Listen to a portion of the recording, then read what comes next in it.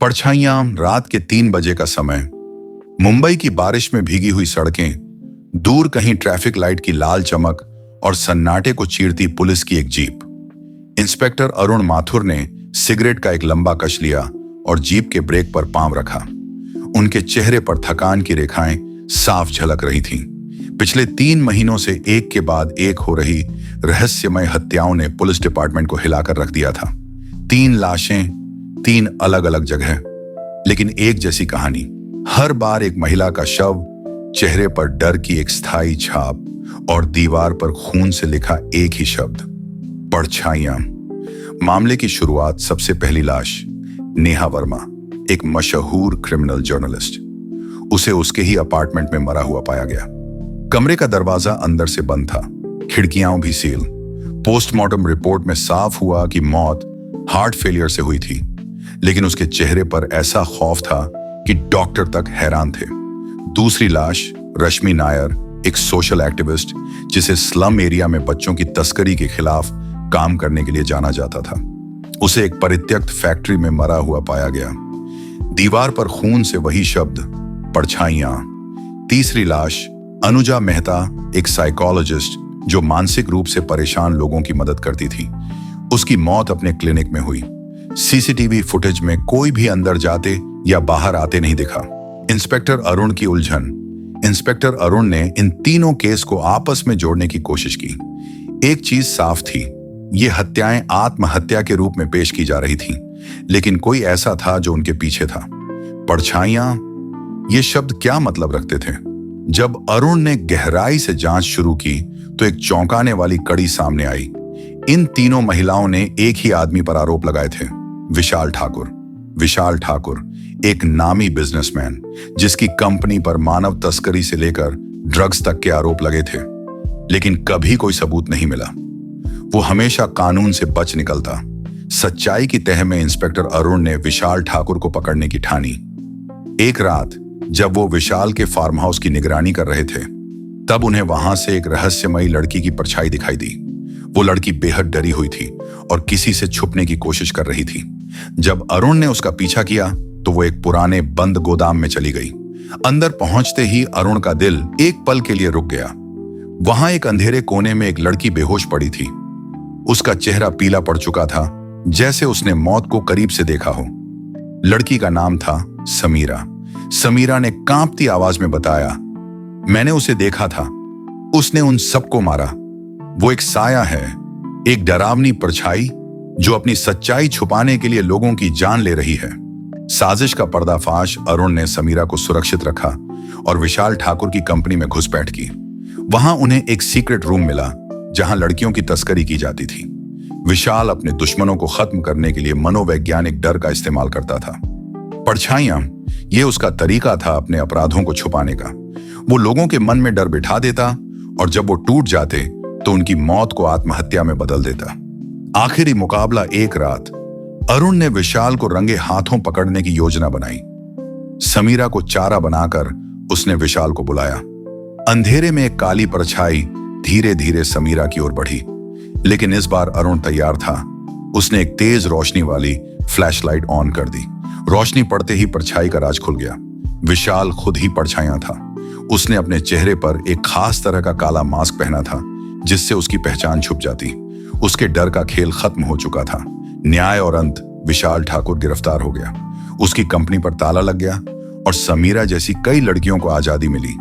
लेकिन इंस्पेक्टर अरुण के मन में एक सवाल हमेशा के लिए रह गया, क्या हर साया बुरा होता है? क्योंकि उस रात के बाद जब भी वो अकेले होते, उन्हें किसी की परछाई महसूस होती, जैसे कोई अब भी उन्हें देख रहा हो। कहीं वो सच में कोई परछाई तो नहीं थी? विशाल ठाकुर की गिरफ्तारी के बाद शहर में एक अजीब सा सन्नाटा था। इंस्पेक्टर अरुण को लगा था कि अब यह मामला खत्म हो गया है, लेकिन हकीकत कुछ और थी। रात के 12:30 बजे पुलिस स्टेशन की एक सुनसान फाइल रूम में बैठे अरुण पिछले मामलों की जांच में खोए हुए थे। समीरा अब सेफ हाउस में थी, लेकिन उसकी आंखों में अभी भी वही डर था। वो परछाई अभी भी जिंदा है। एक नई शुरुआत या नया डर। अचानक अरुण का फोन बजा। दूसरी तरफ सब इंस्पेक्टर रेखा की आवाज थी, सर, हमें एक और लाश मिली है। और दीवार पर वही शब्द, परछाइयां। अरुण का दिल तेजी से धड़कने लगा। विशाल तो जेल में था, फिर ये कौन कर रहा था? वो तुरंत क्राइम सीन पर पहुंचे। ये मामला पहले से कहीं ज्यादा पेचीदा और डरावना होने वाला था। मृत लड़की का नाम दिव्या अरोड़ा। दिव्या एक साइबर एक्सपर्ट थी जिसने हाल ही में एक गुप्त डेटा चोरी का खुलासा किया था। उसकी लाश एक सुनसान मकान में मिली। चेहरा डर से विकृत, हाथों में गहरे निशान और दीवार पर ताजा खून से लिखा परछाइयां। अरुण के दिमाग में सवालों का तूफान था। 1. अगर विशाल जेल में है तो ये हत्याएं कौन कर रहा है? 2. क्या परछाइयां कोई अकेला व्यक्ति नहीं बल्कि कोई बड़ा सिंडिकेट है? 3. या फिर इस खेल के पीछे कुछ और ही रहस्य छुपा है? समीरा का रहस्य। अगले दिन अरुण ने समीरा से फिर मुलाकात की। समीरा की आंखों में खौफ साफ दिख रहा था। उसने कांपते हुए कहा, सर, ये खत्म नहीं हुआ है। मैंने उस रात सिर्फ विशाल को नहीं देखा था, उसके पीछे एक और परछाई थी और वो इंसान नहीं था। अरुण ने इस बात को गंभीरता से लिया।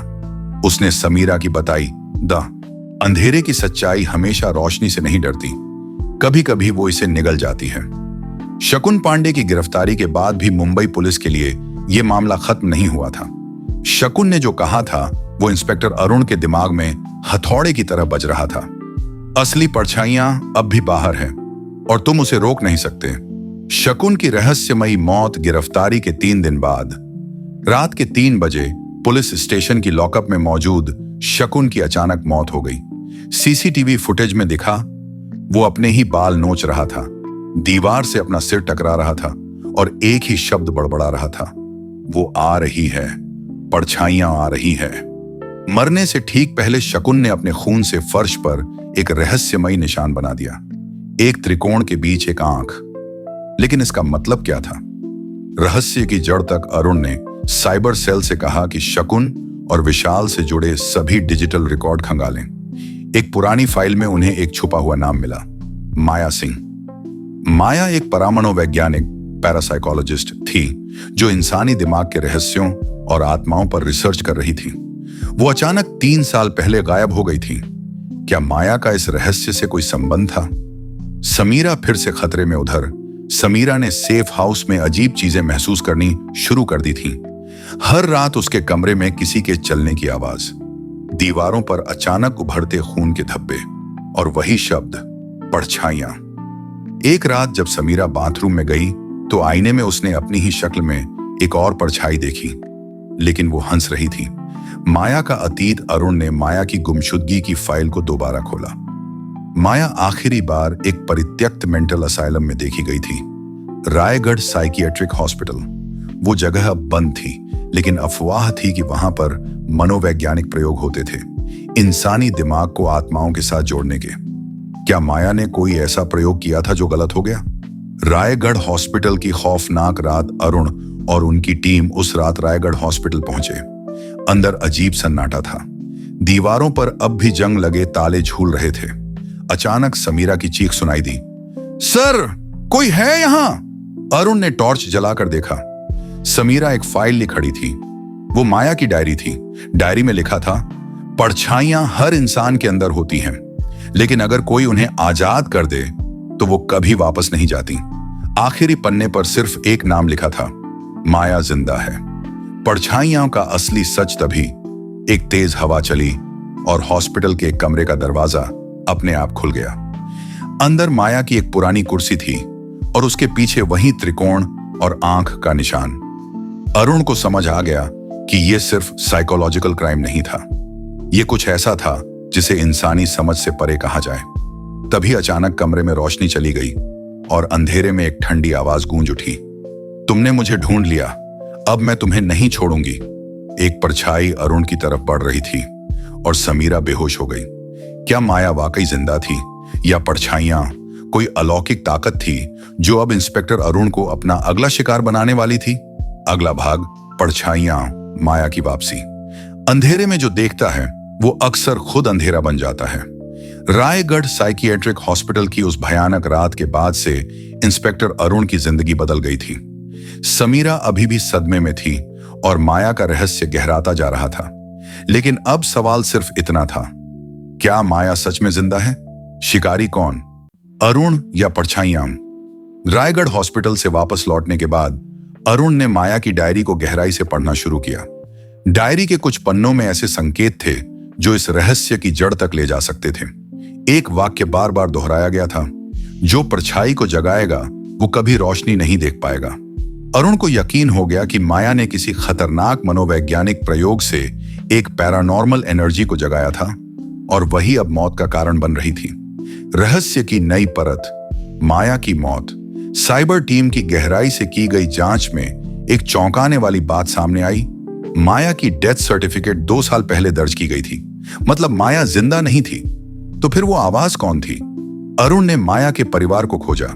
उसका एकमात्र रिश्तेदार था नीरज सिंह, जो कि एक असफल मनोचिकित्सक था। नीरज की बातें चौंकाने वाली थीं। माया मौत से पहले पागल हो गई थी। उसे लगता था कि वो परछाइयां देख सकती है। उसने खुद को एक कमरे में बंद कर लिया और एक दिन वो गायब हो गई। लेकिन मैंने उसका शव देखा था। उसका चेहरा वो इंसानी नहीं रहा था।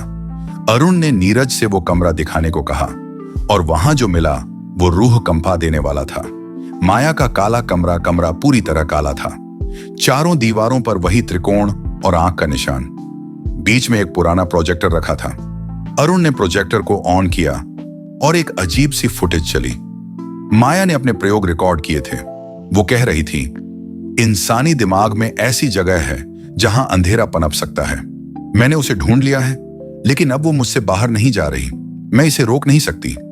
आखिरी फुटेज में माया की आंखें सफेद हो रही थीं और फिर अचानक स्क्रीन पर वही शब्द चमक उठा, परछाइयां अब तुम्हारी हैं। समीरा की हालत बिगड़ती गई। इस दौरान समीरा की मानसिक स्थिति खराब होती जा रही थी। वो कहती थी कि कोई साया उसे देखता है, उसके पास आता है। रात को वो चीख उठती, सर वो आ रही है, मुझे बचाइए।